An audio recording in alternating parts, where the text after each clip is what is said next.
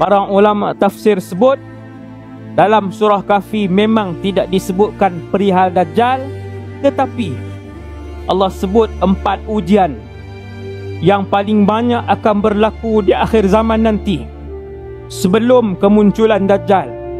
4 ujian itu Allah sebut menerusi 4 kisah di dalam surah Kahfi. Balik lepas ni buka surah Kahfi. 4 ujian dugaan terbesar sebelum keluarnya Dajjal.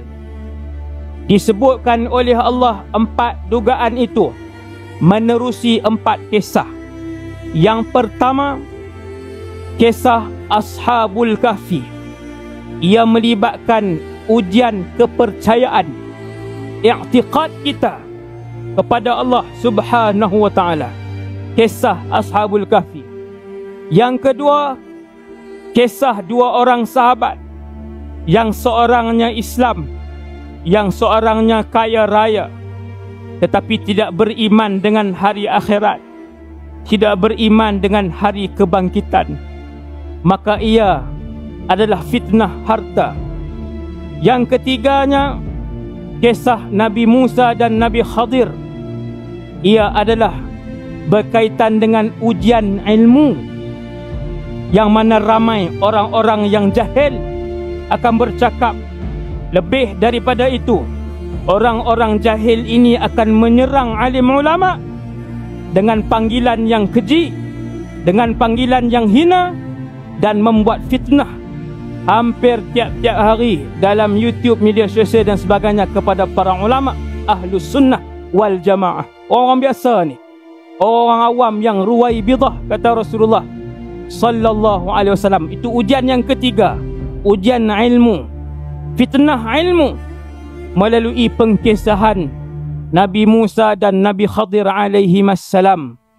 Dan ujian yang keempat adalah ujian kuasa, fitnah kuasa melalui kisah Zulqarnain. 4 ujian yang paling banyak sekali di akhir zaman sebelum keluarnya Dajjal disebut oleh Allah dalam surah Al-Kahfi. Maka Allah turunkan surah Kahfi sebagai perisai terkuat.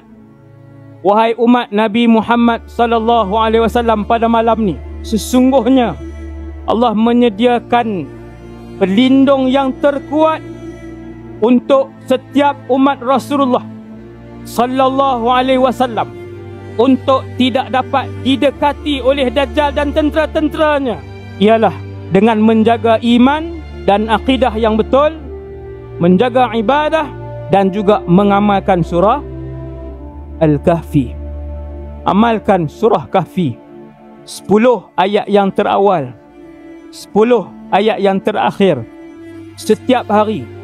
Insya-Allah, saya sebut malam ni, tuan-tuan akan melihat kesan, insya-Allah, bagaimana Allah menjaga kita daripada seluruh fitnah-fitnah kecil yang berlaku hari ini sebelum keluarnya bapa segala fitnah dan ujian, iaitulah Dajjal laknatullahi alaih.